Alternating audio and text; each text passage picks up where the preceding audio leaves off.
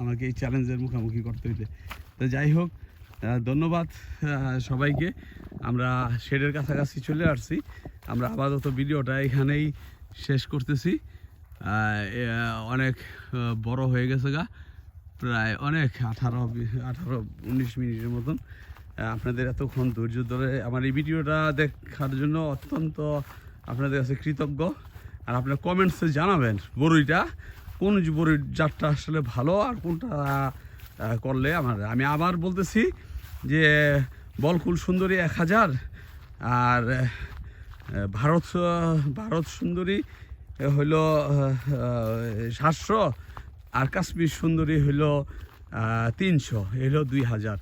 তা আপনারা ভালো থাকবেন, সুস্থ থাকবেন, এই দোয়া এবং কামনা করি ওই শীতটা। ঠিক আছে, আসসালামু আলাইকুম।